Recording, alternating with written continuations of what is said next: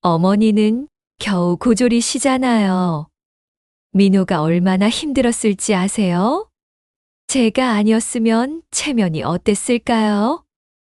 자리 분위기가 싸늘해졌습니다. 정수는 아무 말도 못하고 웃음으로 넘겼지만 가슴이 후벼 파이는 듯 했습니다.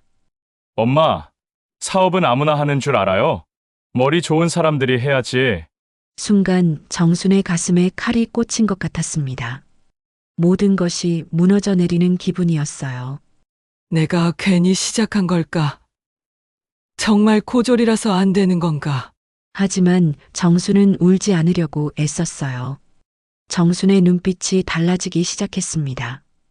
더 이상 누구에게도 무시당하지 않겠다는 의지가 피어오르고 있었어요. 안녕하세요. 오늘도 찾아뵙게 되어 반갑습니다. 오늘 이야기의 주인공은 평생 재봉틀 앞에서 성실하게 살아온 58살 박정순 씨입니다. 그런데 어느 날 며느리로부터 충격적인 말을 듣게 되는데요. 도대체 무슨 일이 벌어진 걸까요? 과연 정순 씨는 어떻게 이 상황을 헤쳐나갈까요? 구독과 좋아요는 무료이니 편하게 눌러주시면 큰 힘이 됩니다. 어느 지역에서 시청하고 계신지 댓글로 알려주세요. 지금부터 함께 보시겠습니다.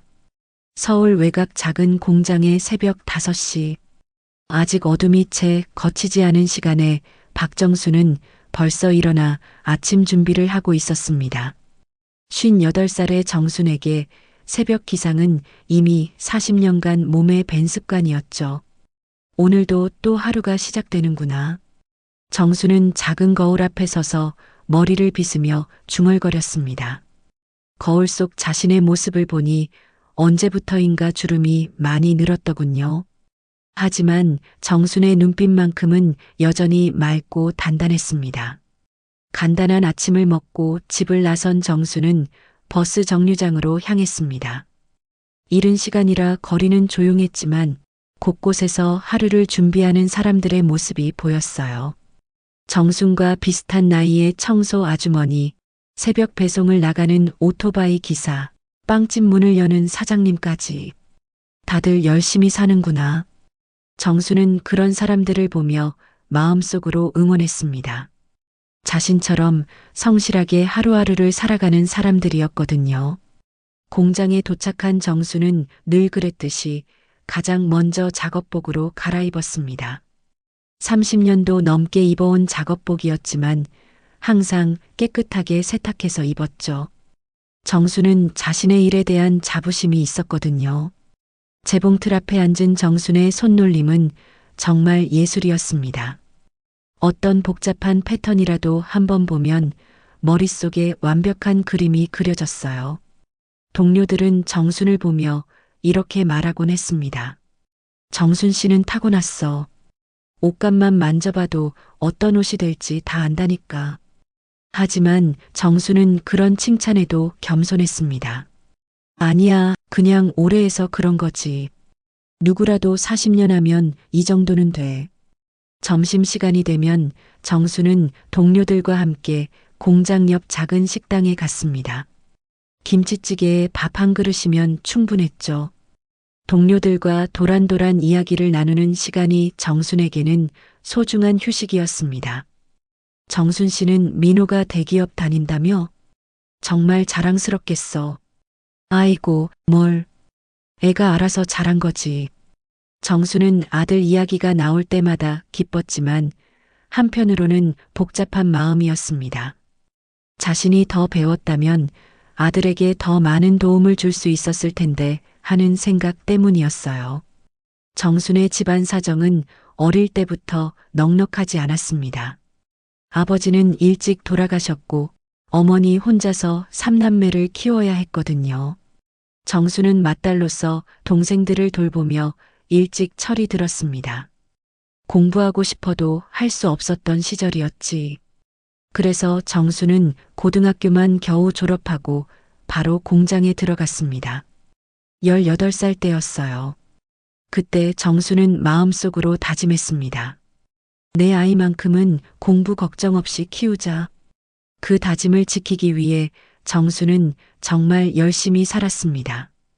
야근도 마다하지 않았고 주말 특근도 기꺼이 했죠. 덕분에 민호는 대학까지 무사히 마칠 수 있었습니다. 하지만 정순의 마음 한편에는 늘 작은 꿈이 있었습니다. 언젠가는 자신만의 옷가게를 해보고 싶다는 꿈이었죠. 퇴근길에 거리의 옷가게들을 보면 마음이 설렜어요. 저런 예쁜 옷들을 내가 만들어서 팔 수 있다면 얼마나 좋을까.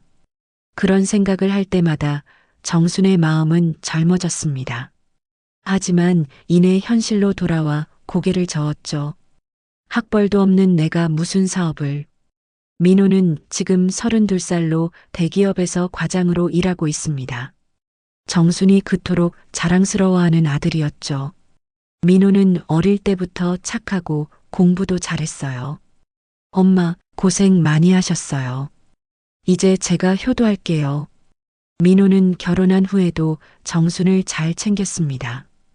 한 달에 한 번은 꼭 안부를 묻고 명절에는 빠짐없이 찾아왔죠. 민호의 아내 윤미는 30살입니다. 대학원까지 나온 똑똑한 며느리였어요.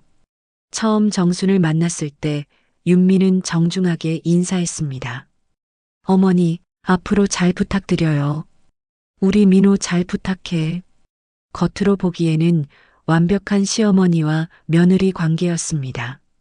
하지만 정수는 윤미의 시선에서 묘한 거리감을 느꼈어요. 말은 공손했지만 어딘가 어색한 미소, 대화할 때마다 느껴지는 미묘한 온도 차이. 특히 윤미가 복잡한 이야기를 할 때면 정수는 당황스러웠습니다. 대학원에서 배운 어려운 용어들, 정순이 이해하기 어려운 전문적인 내용들. 그럴 때마다 윤미는 이렇게 말했어요. 어머니는 이런 거 잘 모르시죠? 괜찮아요. 어려우니까. 그 말투에는 배려하는 듯 보이면서도 어딘가 무시하는 느낌이 있었습니다. 정수는 그런 순간마다 가슴이 답답했지만 내색하지 않았어요. 아들 앞에서 며느리와 갈등을 만들고 싶지 않았거든요. 어느 저녁 정수는 방 한 구석에 있는 낡은 서랍을 조용히 열었습니다. 그 안에는 오래전부터 적어둔 공책 한 권이 소중히 보관되어 있었어요. 표지에는 정순의 글씨로 이렇게 적혀 있었습니다. 나만의 작은 꿈. 공책을 펼치자 정순의 손글씨로 빼곡히 적힌 내용이 나왔습니다. 언젠가는 내가 디자인한 옷으로 작은 가게를 해보고 싶다. 손님들이 내 옷을 입고 기뻐하는 모습을 보고 싶다. 정순 옷집이라는 간판을 달고 싶다. 하지만 공책을 덮으며 정순은 한숨을 쉬었습니다. 현실은 꿈과 너무 달랐거든요. 그렇게 정순의 하루는 새벽부터 밤까지 이어졌습니다. 평범하지만 성실한 하루하루였죠. 하지만 그 평범한 일상 속에서도 정순의 작은 꿈은 꺼지지 않고 있었습니다. 그날은 민호의 결혼 3주년 기념일이었습니다. 온 가족이 모여 축하하는 자리였죠. 정수는 며칠 전부터 정성스럽게 음식을 준비했어요. 민호가 어릴 때부터 좋아했던 갈비찜과 된장찌개, 그리고 윤미가 좋아한다고 했던 잡채까지. 어머니, 이렇게 많이 준비하실 필요 없었는데요. 윤미는 정중하게 말했지만 목소리에는 별다른 감정이 없었습니다. 정수는 그런 윤미의 반응에 조금 서운했지만 웃으며 대답했어요. 아니야, 우리 며느리 좋아하는 거 해주고 싶어서 그래. 식사가 시작되고 가족들은 도란도란 이야기를 나누었습니다. 민호는 회사 이야기를, 윤미는 연구소에서 있었던 일들을 얘기했죠. 정수는 그저 듣기만 했어요. 자신이 끼어들 만한 이야기가 아니라고 생각했거든요. 민호야, 요즘 회사 일은 어때? 괜찮아요, 엄마. 이번에 새로운 프로젝트를 맡게 됐어요. 그래, 우리 아들 정말 잘하는구나. 정순의 얼굴에는 자랑스러운 미소가 떠올랐습니다. 하지만 윤미는 그런 분위기를 보며 무언가 불편한 표정을 지었어요. 술이 조금씩 들어가면서 분위기는 더욱 화기애애해졌습니다. 민호는 평소보다 말이 많아졌고 정순도 오랜만에 가족과 함께하는 시간이 즐거웠어요. 그런데 갑자기 윤미가 말을 꺼냈습니다. 어머니, 궁금한 게 있어요. 뭐가 궁금한데? 정수는 며느리가 자신에게 개인적인 질문을 하는 게 신기했어요. 평소에는 그런 대화를 거의 하지 않았거든요. 어머니는 학교 다닐 때 어떠셨어요? 공부는 좋아하셨나요? 갑작스러운 질문에 정수는 당황했습니다. 왜 갑자기 그런 걸 묻는지 이해할 수 없었어요. 글쎄, 집안 형편이 어려워서 공부할 여유가 없었지. 고등학교 졸업하자마자 바로 일했으니까. 아, 그래서 고졸이시구나. 윤미의 말에는 묘한 뉘앙스가 있었습니다. 정수는 가슴이 답답해지는 걸 느꼈어요. 왜 갑자기 그런 걸 물어보는 거야? 민호가 의아해하며 윤미를 바라봤습니다. 하지만 윤미는 계속 말을 이어갔어요. 아니에요. 그냥 궁금해서요. 요즘 민호가 회사에서 힘들어하는 것 같아서요. 힘들어한다고? 무슨 소리야? 정순이 걱정스럽게 물었습니다. 자신의 아들이 힘들어한다는 말에 마음이 철렁했거든요. 윤미는 술잔을 한 모금 마시더니 이렇게 말했습니다. 민호 동기들 부모님들 보면 다들 대학 교수시거나 의사시거나 그런 분들이에요. 회사 모임 때마다 부모님 자랑을 하는데 민호는 항상 조용히 있어요. 그 말을 듣는 순간 정순의 얼굴이 굳어졌습니다. 무슨 뜻인지 충분히 알 수 있었거든요. 윤미야, 그만해. 민호가 조급하게 말했지만 윤미는 멈추지 않았어요. 어머니는 고졸이시잖아요. 민호가 얼마나 힘들었을지 아세요? 동기들이 부모님 학력이나 직업 얘기할 때마다 얼마나 위축됐을까요? 순간 식탁 위의 분위기가 얼어붙었습니다. 정수는 마치 가슴에 칼이 꽂힌 것 같은 아픔을 느꼈어요. 제가 아니었으면 체면이 어땠을까요? 대학원까지 나온 제가 있어서 그나마 균형이 맞춰진 거죠. 윤미의 말은 계속 이어졌습니다. 술에 취한 것 같았지만 목소리는 또렷했어요. 요즘 사회가 어떤 세상인데요? 학벌이 전부인 세상이에요. 어머니가 그걸 이해하실 수 있을까요? 정수는 아무 말도 할 수 없었습니다. 목이 메어서 소리가 나오지 않았거든요. 평생을 성실하게 살아온 자신의 삶이 한순간에 무너지는 기분이었어요. 윤미야, 정말 그만해. 민호가 큰 소리로 외쳤습니다. 하지만 이미 엎질러진 물이었죠. 미안해요, 어머니. 제가 술을 너무 많이 마신 것 같아요. 윤미는 뒤늦게 사과했지만 이미 늦었습니다. 정순의 마음에는 깊은 상처가 새겨져 있었거든요. 괜찮다, 괜찮아. 정수는 억지로 웃음을 지으며 말했습니다. 하지만 그 웃음은 너무나 쓸쓸했어요. 엄마, 정말 미안해. 윤미가 술을 마셔서 그래. 민호가 어머니의 손을 잡으며 사과했습니다. 하지만 정수는 고개를 저었어요. 아니야, 며느리 말이 틀린 건 아니잖니. 엄마가 공부를 더 했다면 너한테 부끄럽지 않았을 텐데. 그날 밤 가족들이 모두 돌아간 후 정수는 혼자 거실에 앉아 있었습니다. 윤미의 말들이 머릿속에서 맴돌았어요. 고졸이시잖아요. 민호가 얼마나 힘들었을지 아세요?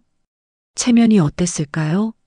평생을 아들을 위해 살아온 자신이 오히려 아들에게 짐이 되었다는 생각에 눈물이 났습니다. 하지만 정수는 울지 않으려고 애썼어요. 대신 마음속 깊은 곳에서 무언가가 꿈틀거리는 걸 느꼈죠. 그것은 분노였습니다. 평생을 성실하게 살아온 자신을 무시하는 것에 대한 분노. 학벌만으로 사람을 판단하는 세상에 대한 분노. 그리고 무엇보다 자신의 가치를 스스로 인정하지 못했던 것에 대한 분노였어요. 정수는 천천히 일어나 방으로 향했습니다. 그리고 서랍 깊숙이 있던 그 낡은 공책을 꺼냈어요. 오래전부터 적어둔 사업 계획이 적힌 공책이었죠. 이제 정말로 해볼 때가 된 것 같구나. 정순의 눈빛이 달라지기 시작했습니다. 더 이상 누구에게도 무시당하지 않겠다는 의지가 피어오르고 있었어요. 그날 밤 정수는 거의 잠을 이루지 못했습니다. 윤미의 말들이 머릿속에서 계속 맴돌았거든요. 새벽 4시가 되어서야 겨우 눈을 붙였지만 평소보다 일찍 일어나 공장으로 향했어요. 재봉틀 앞에 앉았지만 마음은 복잡했습니다. 바늘이 천을 뚫고 지나가는 소리가 유독 크게 들렸어요.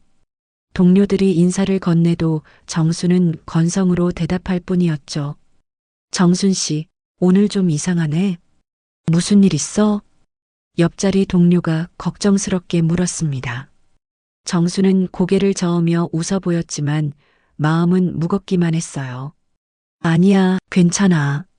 하지만 정순의 마음은 전혀 괜찮지 않았습니다.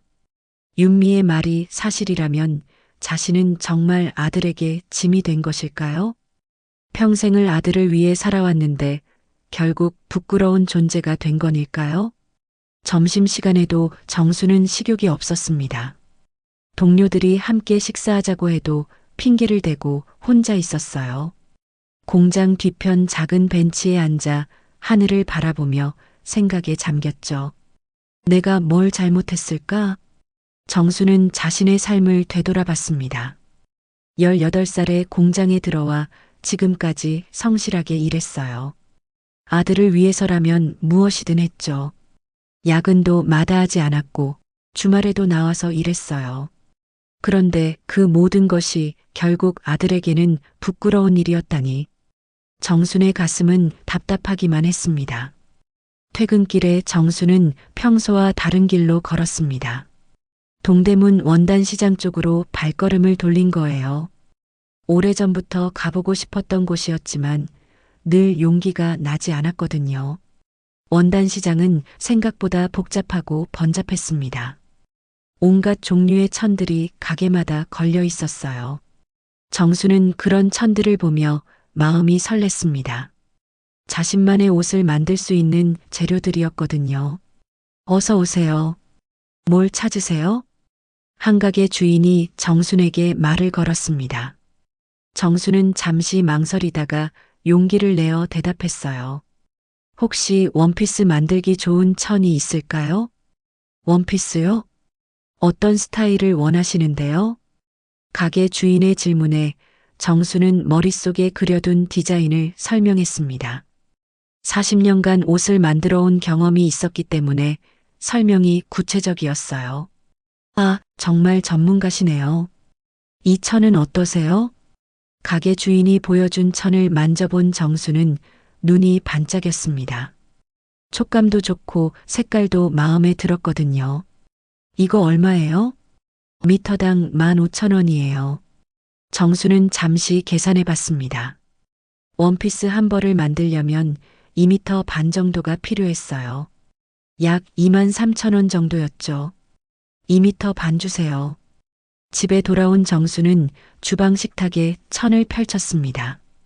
그리고 오래전부터 그려둔 패턴을 꺼냈어요. 자신만의 디자인이었죠. 가위로 천을 자르기 시작한 정순의 손놀림은 정확했습니다. 40년간 갈고 닦은 실력이었거든요. 패턴에 맞춰 정교하게 자른 천 조각들을 보니 마음이 뿌듯했어요. 그날 밤부터 정수는 밤늦게까지 바느질을 했습니다. 공장에서 돌아와 저녁을 먹고 나면 바로 바느질에 몰두했죠.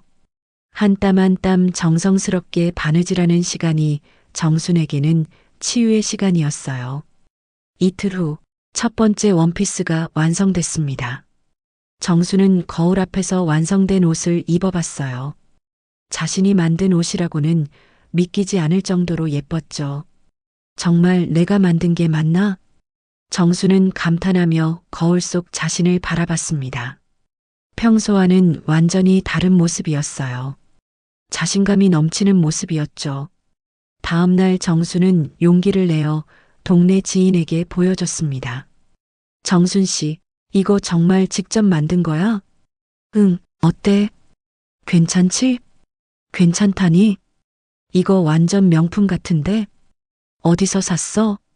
지인의 반응을 보고 정수는 깜짝 놀랐습니다. 자신이 만든 옷이 그렇게 좋아 보일 줄은 몰랐거든요. 정말 직접 만든 거야. 혹시 너도 하나 만들어 줄까? 정말? 얼마에? 순간 정수는 당황했습니다. 가격을 생각해 본 적이 없었거든요. 글쎄, 재료비랑 시간 생각하면 10만 원 정도? 10만 원? 이런 퀄리티면 백화점에서 30만 원은 받을 텐데? 나 하나 주문할게. 그 말을 듣고 정수는 가슴이 두근거렸습니다. 자신의 솜씨를 인정받는다는 기쁨도 있었지만 무엇보다 돈을 벌 수 있다는 희망이 생겼거든요. 그날부터 정수는 밤마다 두 번째 원피스를 만들기 시작했습니다. 이번에는 조금 더 신경 써서 만들었어요. 단추 하나하나까지 정성스럽게 달았죠. 일주일 후 두 번째 원피스도 완성됐습니다. 지인이 와서 옷을 받아갔을 때의 반응은 정말 놀라웠어요. 정순 씨, 이거 정말 대박이야. 내 친구들한테도 자랑하고 싶어. 혹시 더 만들 수 있어? 더? 몇 개나? 일단 3개만 더 주문할게. 색깔이랑 사이즈만 다르게 해서. 정수는 믿을 수 없었습니다. 자신의 취미로 시작한 일이 이렇게 반응이 좋을 줄 몰랐거든요. 그날 밤 정수는 다시 그 낡은 공책을 펼쳤습니다. 그리고 새로운 계획을 적기 시작했어요. 정순 옷공방. 시작이 반이다. 학벌보다 실력이다. 공책에 적힌 글씨를 보며 정수는 미소 지었습니다. 처음으로 자신의 꿈이 현실이 될 수 있을 것 같았거든요. 한 달이 지나자 정순의 작은 사업은 입소문을 타기 시작했습니다. 동네 지인들 사이에서 정순이 만든 옷의 소문이 퍼진 거예요. 주문이 점점 늘어나면서 정순은 매일 밤늦게까지 바느질을 했죠. 정순 씨, 내 친구가 당신 옷 보고 반했어. 혹시 코트도 만들 수 있어? 코트요? 물론이죠. 어떤 스타일을 원하세요? 정순의 자신감은 날로 커져갔습니다. 40년간 쌓인 실력이 드디어 빛을 발하고 있었거든요. 하지만 모든 일이 순조롭게 진행되지는 않았습니다. 동네에서 함께 반찬 가게를 하던 김미영이 정순을 찾아왔어요. 미영은 정순보다 5살 어린 53세였죠. 정순 언니, 요즘 옷 만드는 일 잘 된다면서요? 응, 그럭저럭 하고 있어. 정순은 겸손하게 대답했지만 미영의 눈빛에서 묘한 기운을 느꼈어요. 언니 솜씨가 좋다는 건 나도 알고 있어. 그런데 혼자서는 한계가 있잖아. 나랑 같이 해볼까? 미영의 제안에 정수는 잠시 고민했습니다. 혼자서는 감당하기 어려운 주물량이었거든요. 미영아, 넌 옷 만들어 본 적 있어? 없긴 하지만 배우면 되잖아. 언니가 가르쳐 주면 금방 할 수 있을 거야. 그럼 일단 같이 해보자. 정수는 미영과 함께 일하기로 했습니다. 처음에는 미영이 정말 열심히 배우려고 했어요. 정순의 손놀림을 유심히 관찰하며 메모도 했죠. 언니, 이 패턴은 어떻게 그리는 거예요? 이렇게 치수를 재고 여기서 이만큼 여유를 두는 거야. 정수는 정성스럽게 미영에게 가르쳐 줬습니다. 자신의 노하우를 아낌없이 전수했어요. 한 달 정도 지나자 미영의 실력도 제법 늘었습니다. 간단한 바느질은 혼자서도 할 수 있게 됐죠. 정수는 미영이 열심히 하는 모습에 흐뭇했어요. 언니, 우리 이제 제대로 사업을 해보면 어때요? 온라인 쇼핑몰도 만들고. 미영의 제안에 정수는 관심을 보였습니다. 온라인 쇼핑몰이라는 게 무엇인지는 잘 몰랐지만 더 많은 사람들에게 자신의 옷을 보여줄 수 있다면 좋을 것 같았거든요. 온라인 쇼핑몰이 뭐야? 인터넷으로 옷을 파는 거예요. 사진 찍어서 올리면 전국 어디서나 주문할 수 있어요. 미영은 컴퓨터를 잘 다뤘습니다. 정순이 만든 옷을 예쁘게 사진 찍어서 온라인에 올렸어요. 첫 번째 상품을 올린 지 이틀 만에 주문이 들어왔죠. 언니, 대박이에요. 벌써 5건이나 주문이 들어왔어요. 정수는 신기했습니다. 자신이 만든 옷을 전혀 모르는 사람들이 사겠다고 하다니. 정말? 어떤 분들이 주문한 거야? 서울, 부산, 대구에서도 주문이 왔어요. 리뷰도 써주셨는데 정말 좋다고 하네요. 온라인 쇼핑몰은 생각보다 반응이 좋았습니다. 정순의 옷을 받아본 고객들이 만족도가 높았거든요. 무엇보다 정순의 정교한 바느질 솜씨가 인정받았어요. 이 옷 정말 장인의 손길이 느껴져요. 시중에서 파는 옷과는 차원이 달라요. 꼼꼼하게 잘 만들어졌네요. 좋은 리뷰들이 계속 올라오면서 주문량은 급격히 늘었습니다. 정순과 미영은 밤낮으로 일해야 했어요. 하지만 그때부터 문제가 시작됐습니다. 미영이 조금씩 다른 모습을 보이기 시작한 거예요. 언니, 이제 제가 디자인도 해보면 어떨까요? 디자인? 갑자기 왜? 언니 디자인도 좋지만 좀 더 젊은 감각을 넣으면 더 잘 팔릴 것 같아요. 미영은 정순 몰래 새로운 디자인을 그리기 시작했습니다. 그리고 그 디자인으로 옷을 만들어 따로 판매하기 시작했어요. 정순이 그 사실을 알게 된 건 한 고객의 전화 때문이었습니다. 저 미영 브랜드에서 산 옷인데 실밥이 터졌어요. 품질이 너무 떨어지네요. 미영 브랜드요? 무슨 말씀이신지? 정순은 당황했습니다. 알고 보니 미영이 정순의 이름을 빼고 자신의 이름으로 만든 새로운 쇼핑몰을 만든 거였어요. 미영아, 이게 뭐야? 정순이 컴퓨터 화면을 보여주며 물었습니다. 미영의 표정이 굳어졌어요. 언니, 죄송해요. 그냥 제 이름으로도 해보고 싶어서요. 그럼 나한테 말을 하고 했어야지. 왜 몰래 했어? 언니가 반대할 것 같아서요. 하지만 더 충격적인 사실이 기다리고 있었습니다. 미영이 정순의 디자인과 제작 방법을 그대로 따라해서 팔고 있었던 거예요. 심지어 정순이 고생해서 만든 고객 명단까지 빼돌렸죠. 미영아, 이건 너무한 거 아니야? 내가 가르쳐준 기술로 나를 따라하다니. 언니, 비즈니스에서는 이런 일이 흔해요. 언니도 이해해 주세요. 미영의 말에 정수는 크게 실망했습니다. 믿었던 사람에게 배신당한 기분이었거든요.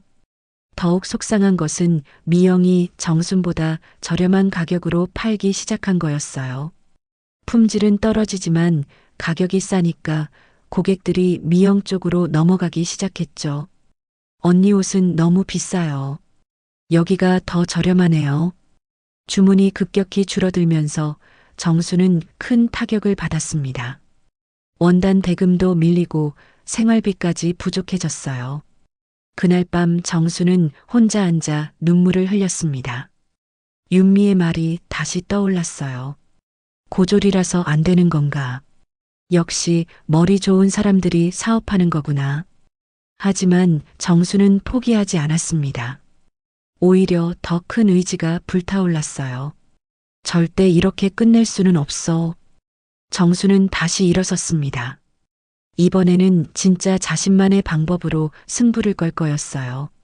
미영과의 일이 있은 후 정순의 상황은 급격히 악화됐습니다. 주문이 끊기면서 수입이 거의 없어졌거든요.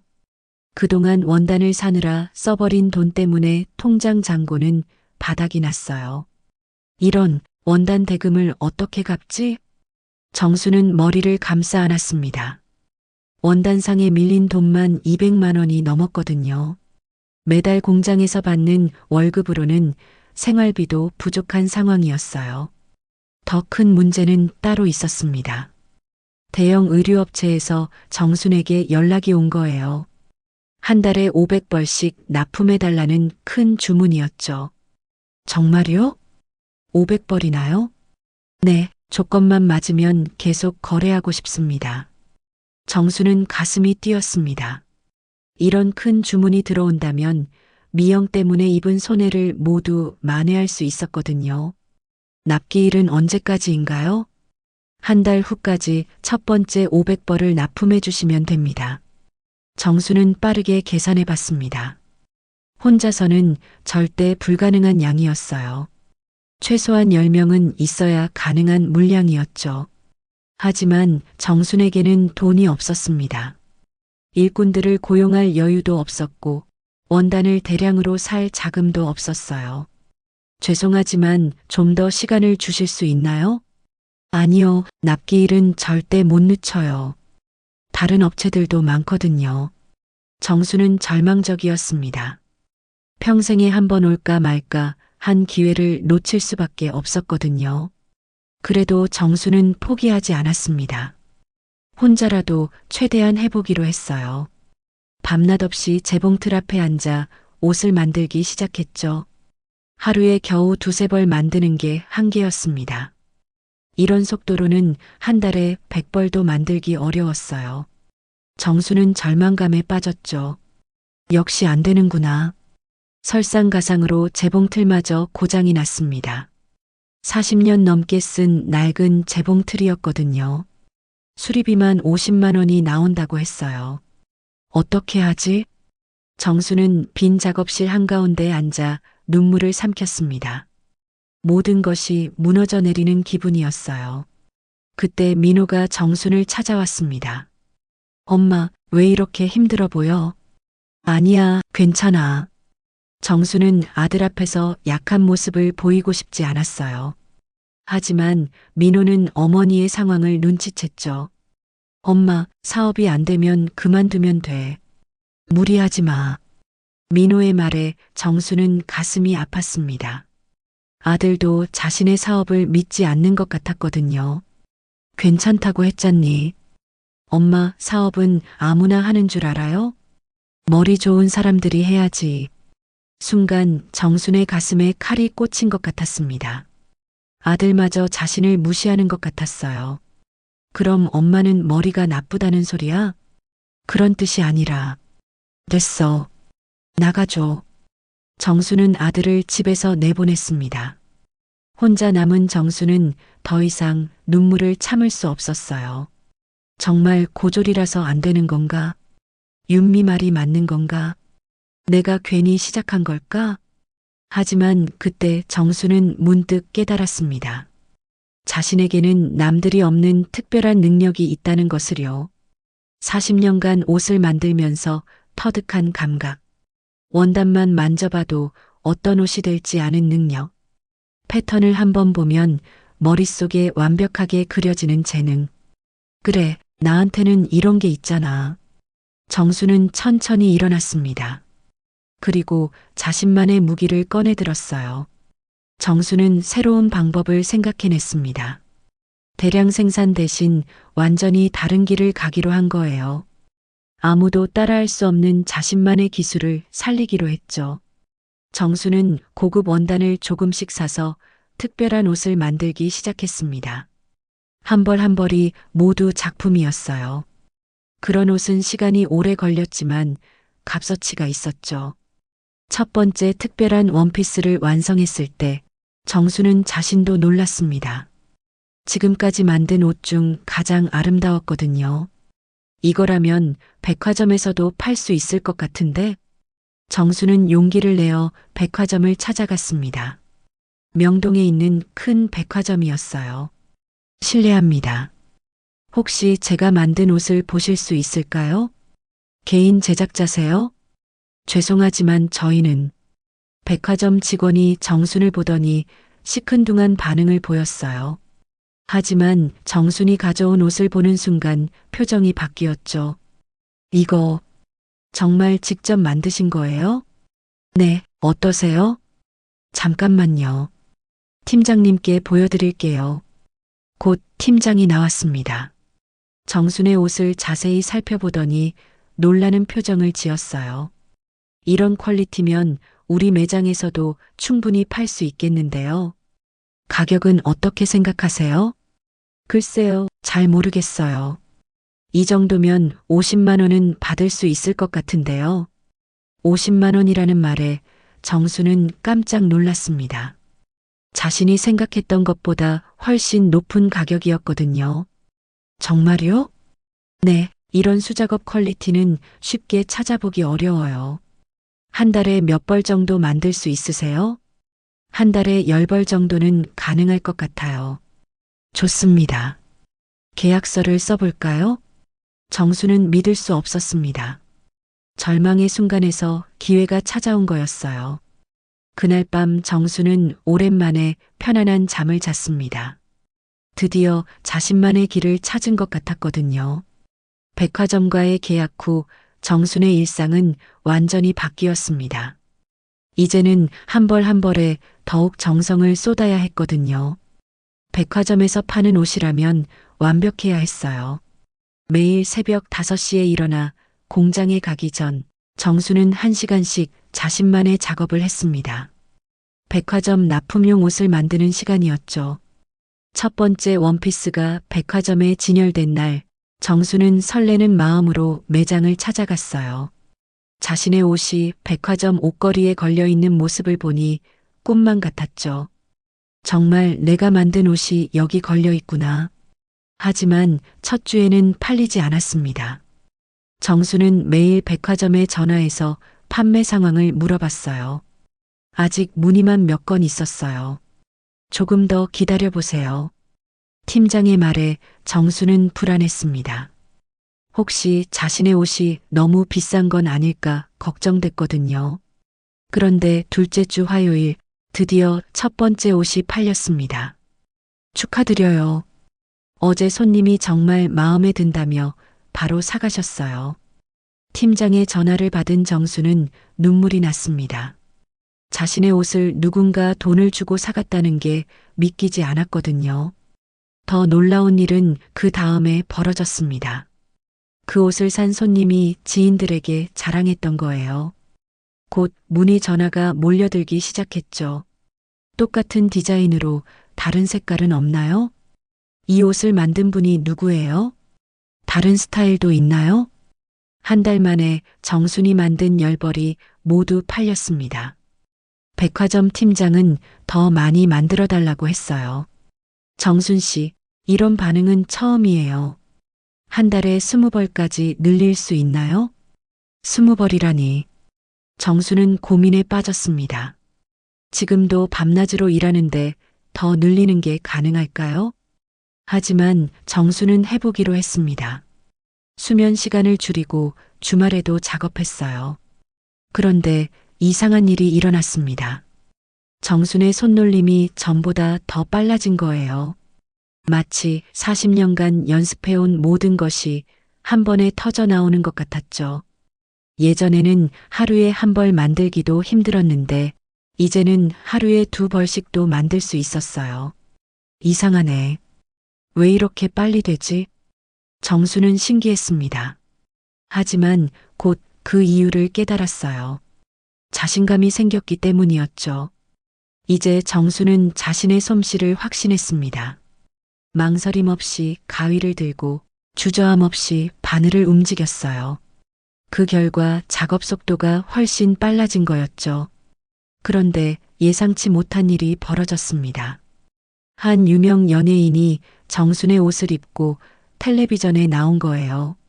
그 연예인은 백화점에서 정순의 옷을 사간 손님이었죠. 어머, 저 옷 우리 백화점에서 파는 거 아니에요? 백화점 직원들도 깜짝 놀랐습니다. 연예인이 입은 옷이 자신들 매장 옷이라니. 그 다음 날부터 백화점에는 사람들이 몰려들었습니다. 모두 그 연예인이 입었던 옷을 찾는 사람들이었어요. 텔레비전에서 본 그 원피스 있나요? 그거 누가 만든 거예요? 똑같은 걸로 주문할 수 있나요? 정수는 갑자기 유명해졌습니다. 백화점에서는 정순을 소개하는 안내판까지 만들었어요. 장인 정순의 수제 의류, 40년 경력에 숙련된 솜씨, 하나하나 정성스럽게 만든 작품. 그런데 그때 예상치 못한 전화가 걸려왔습니다. 한 텔레비전 프로그램에서 정순을 인터뷰하고 싶다는 연락이었어요. 저희는 평범한 사람들의 특별한 이야기를 다루는 프로그램이에요. 정순 씨의 이야기를 꼭 소개하고 싶어요. 정순은 당황했습니다. 텔레비전에 나간다는 건 생각해 본 적이 없었거든요. 저는 그냥 평범한 사람인데요. 아니에요. 고졸 출신으로 백화점에 입점하신 건 정말 대단한 일이에요. 많은 분들에게 희망을 줄 수 있을 거예요. 제작진의 설득에 정수는 마음이 움직였습니다. 자신과 같은 처지의 사람들에게 도움이 될 수 있다면 해볼 만했어요. 알겠습니다. 해보겠어요. 텔레비전 촬영 날 정수는 떨리는 마음으로 카메라 앞에 섰습니다. 진행자가 친근하게 질문했어요. 정순 씨, 어떻게 이런 일을 시작하게 되셨어요? 정수는 솔직하게 자신의 이야기를 했습니다. 윤미에게 들었던 상처스러운 말, 그로 인해 시작하게 된 사업 이야기, 실패와 좌절, 그리고 다시 일어선 과정까지 학벌이 전부가 아니라는 걸 보여주고 싶었어요. 40년간 쌓은 기술이 제 무기였거든요. 정순의 진솔한 이야기에 스튜디오는 조용해졌습니다. 진행자도 감동받은 표정이었어요. 정말 대단하세요. 많은 분들이 정순 씨를 보며 용기를 얻을 것 같아요. 방송이 나간 후 정순의 삶은 또 한 번 바뀌었습니다. 전국에서 주문이 쏟아져 들어왔거든요. 하지만 정순에게는 더 중요한 변화가 있었습니다. 자신감이었어요. 이제 정순은 누구 앞에서도 당당할 수 있었죠. 그런데 그때 예상치 못한 전화가 한 통 걸려왔습니다. 윤미에게서 온 전화였어요. 윤미의 전화를 받은 정수는 잠시 말문이 막혔습니다. 방송이 나간 지 일주일 만에 며느리가 연락을 한 거였어요. 그동안 연락 한 번 없던 윤미가 갑자기 왜 전화를 했을까요? 어머니, 안녕하세요. 윤미의 목소리는 전과 달리 조심스러웠습니다. 예전처럼 당당하지 않았어요. 응, 무슨 일이야? 정순은 담담하게 대답했습니다. 더 이상 예전의 정순이 아니었거든요. 어머니, 텔레비전 봤어요. 정말 대단하세요. 윤미의 목소리에는 어색함이 묻어났습니다. 칭찬을 하고 있지만 진심인지 알 수 없었어요. 고마워. 어머니, 사실 할 말이 있어서 전화드렸어요. 시간 괜찮으시면 한번 뵐 수 있을까요? 정수는 의외였습니다. 윤미가 직접 만나자고 하다니. 무슨 일인데? 전화로는 좀 그래서요. 내일 시간 되세요? 다음 날 정수는 윤미와 근처 찻집에서 만났습니다.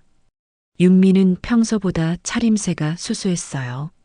명품 가방 대신 평범한 가방을 들고 있었죠. 어머니, 와주셔서 감사해요. 윤미는 정순의 눈을 제대로 쳐다보지 못했습니다. 뭔가 말하기 어려운 일이 있는 것 같았어요. 그래서 무슨 일이야? 정순이 직접적으로 물었습니다. 이제는 돌려서 말할 필요가 없었거든요. 어머니, 죄송해요. 갑작스런 사과에 정수는 놀랐습니다. 뭐가 죄송하다는 거야? 그때 제가 어머니께 너무 심한 말을 했어요. 고졸이라고, 민호한테 짐이 된다고. 윤미의 목소리가 떨렸습니다. 눈가에 눈물이 맺혀 있었어요. 이제 와서 왜 그런 말을 해? 정수는 차갑게 대답했습니다. 그때의 상처가 쉽게 아물지 않았거든요. 어머니가 텔레비전에 나오신 걸 보고 정말 부끄러웠어요. 제가 얼마나 어리석었는지 깨달았거든요. 윤미는 계속 말을 이었습니다. 어머니는 학벌보다 훨씬 소중한 걸 가지고 계셨는데 저는 그걸 몰랐어요. 40년간 쌓은 기술, 그 성실함, 포기하지 않는 의지. 정수는 가만히 윤미의 말을 들었습니다. 그런데 사실은 제가 더 할 말이 있어요. 윤미가 머뭇거리며 말했습니다. 뭔데? 저 사실 연구소에서 잘렸어요. 한 달 전에요. 정수는 깜짝 놀랐습니다. 윤미가 자랑스러워하던 직장에서 잘렸다니. 왜? 프로젝트가 중단됐어요. 저희 팀 전체가 해고됐거든요. 윤미의 목소리는 점점 작아졌습니다. 그래서 요즘 취업 준비를 하고 있는데 잘 안 돼요. 나이도 그렇고 경력도 애매하고. 정수는 윤미의 진짜 속마음을 알 것 같았습니다. 그래서 나한테 온 거구나. 어머니, 죄송해요. 정말 죄송해요. 하지만 혹시 회사에서 일할 자리가 있을까요? 드디어 윤미의 진짜 목적이 드러났습니다. 일자리를 구하러 온 거였어요. 정수는 잠시 말이 없었습니다. 불과 1년 전 자신을 무시하던 며느리가 지금은 자신에게 일자리를 구하고 있다니. 미안하지만 우리 회사는 아직 작아. 혼자서 겨우 하고 있는 상황이야. 그럼 다른 방법은 없을까요? 제가 뭐든 도와드릴게요. 윤미는 애원하는 목소리였습니다. 예전의 당당함은 찾아볼 수 없었어요. 윤미야, 솔직히 말해줄게. 정순의 목소리는 단호했습니다. 내가 진짜 반성하는 건지 아니면 일자리 때문에 그러는 건지 모르겠어. 윤미는 고개를 숙였습니다. 하지만 한 가지는 분명해.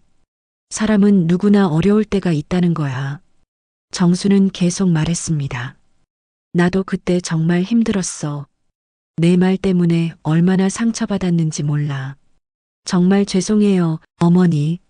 하지만 그 덕분에 내가 이렇게 될 수 있었던 것 같기도 해. 정순의 말에 윤미는 고개를 들었습니다. 어머니, 윤미야, 회사 일은 진짜 어려워. 하지만 조건이 있어. 어떤 조건이요? 처음부터 다시 배워야 해. 바늘에 손 찔리는 것부터 시작해서 말이야. 윤미는 고개를 끄덕였습니다. 그리고 급여는 최저 시급부터 시작이야. 대학원 나왔다고 특별 대우는 없어. 네, 알겠어요. 마지막으로 내가 걸어온 길을 직접 배워야 해. 그래야 사람의 가치가 뭔지 알 수 있을 거야. 윤미는 눈물을 흘리며 대답했습니다. 네, 어머니. 정말 감사해요. 잘해보겠어요. 그날부터 윤미는 정순의 작업실에 나오기 시작했습니다. 처음에는 단순한 일부터 시작했어요. 실 정리, 원단 자르기, 단추 달기 같은 일들이었죠. 윤미는 생각보다 열심히 했습니다. 손에 상처가 나도 불평하지 않았어요. 밤늦게까지 남아서 연습하기도 했죠. 어머니, 이거 맞게 한 건가요? 응, 많이 늘었네. 처음보다 훨씬 좋아. 정순의 칭찬에 윤미는 기뻐했습니다. 예전에는 느껴보지 못한 뿌듯함이었어요. 한 달이 지나자 윤미는 조금씩 변화하기 시작했습니다. 손에 굳은 살이 생겼고 옷차림도 소박해졌어요. 무엇보다 정순을 바라보는 눈빛이 달라졌죠. 어머니, 정말 대단하세요. 이런 세밀한 작업을 40년간 하셨다니. 이제 윤미의 존경은 진심이었습니다. 직접 해보니 정순의 실력이 얼마나 대단한지 알 수 있었거든요. 석 달이 지나자 윤미는 완전히 다른 사람이 되어 있었습니다. 예전에 도도했던 모습은 찾아볼 수 없었어요.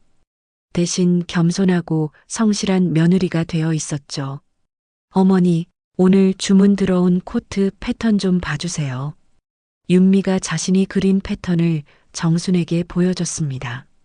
처음에 비하면 정말 많이 늘었어요. 이 부분을 조금 더 여유 있게 하면 좋겠네. 아, 맞아요. 어떻게 이런 걸 한 번에 아세요? 윤미는 진심으로 감탄했습니다. 정순의 경험에서 나오는 직감을 이제는 존경하고 있었거든요. 그런 윤미를 보며 정순도 마음이 누그러졌습니다. 처음에는 믿기지 않았지만 윤미가 정말 변했다는 걸 느낄 수 있었어요. 어느 날 저녁 민호가 어머니의 작업실을 찾아왔습니다. 윤미가 밤늦게까지 바느질하는 모습을 보러 온 거였어요. 윤미야, 너무 무리하지 마. 괜찮아. 이거 끝내고 들어갈게. 민호는 아내의 달라진 모습에 놀랐습니다. 예전에 윤미라면 이런 일은 상상도 할 수 없었거든요. 엄마, 정말 고마워요. 민호가 어머니에게 깊이 고개를 숙였습니다.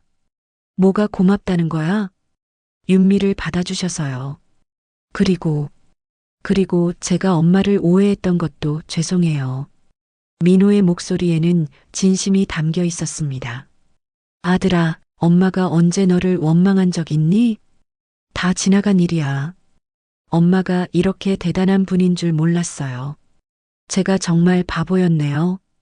그날 밤 온 가족이 함께 저녁을 먹었습니다. 오랜만에 화기애애한 분위기였어요. 어머니, 이 반찬 정말 맛있어요. 윤미가 정순이 만든 김치찌개를 칭찬했습니다. 예전에는 건성으로 먹던 윤미였는데 이제는 진심으로 맛있어하는 모습이었어요. 그래, 다음에 또 끓여줄게. 정순도 기분이 좋았습니다.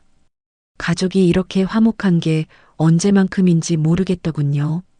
어머니, 내일 새로운 고객이 방문한대요. 서울에서 유명한 옷가게 사장님이래요. 윤미가 일정을 알려줬습니다. 이제 윤미는 정순의 든든한 조수가 되어 있었어요. 다음 날 정말로 서울에서 유명한 옷가게 사장이 찾아왔습니다. 정순의 옷을 직접 보고 싶다고 했거든요. 정순 선생님 맞으시죠? 텔레비전에서 배웠어요. 네, 그런데 선생님이라니 과분해요. 아니에요. 정말 선생님이세요. 이런 솜씨는 쉽게 볼 수 없거든요. 그 사장은 정순의 작품들을 하나하나 자세히 살펴봤습니다. 감탄사를 연발하며 말했어요. 이건 정말 예술 작품이에요. 우리 가게에서 정식으로 판매하고 싶어요. 정말요? 네, 조건도 좋게 해드릴게요. 한 달에 30벌 정도 공급해 주실 수 있나요? 30벌이라니. 정수는 깜짝 놀랐습니다. 혼자서는 절대 불가능한 양이었거든요. 혼자서는 어려울 것 같은데요. 그럼 사람을 더 뽑으시면 되잖아요. 이 정도 솜씨면 충분히 가능해요. 그때 윤미가 나섰습니다. 죄송한데 저희가 좀 더 생각해보고 답변 드려도 될까요? 물론이죠. 천천히 생각해보세요. 사장이 돌아간 후 정순과 윤미는 진지하게 상의했습니다. 어머니, 정말 좋은 기회인 것 같아요. 그런데 사람을 어떻게 구하지? 우리가 가르칠 수 있을까? 할 수 있어요. 어머니가 저를 가르쳐 주신 것처럼요. 윤미의 말에 정순은 용기가 났습니다. 그럼 해보자. 그렇게 정순의 작은 공방은 진짜 회사로 발전하기 시작했습니다. 5명의 직원을 새로 뽑았어요. 모두 정순과 비슷한 처지의 중년 여성들이었죠.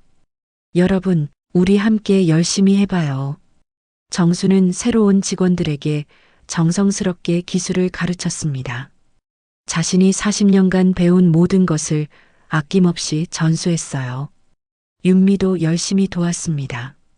이제는 정순만큼이나 솜씨가 늘어 있었거든요. 언니들, 이렇게 하시면 돼요. 윤미가 다른 직원들을 가르치는 모습을 보며 정순은 뿌듯했습니다. 한때 자신을 무시했던 며느리가 이제는 가장 든든한 동반자가 된 거였어요. 1년 후 정순의 회사는 지역에서 가장 유명한 의류업체가 되었습니다.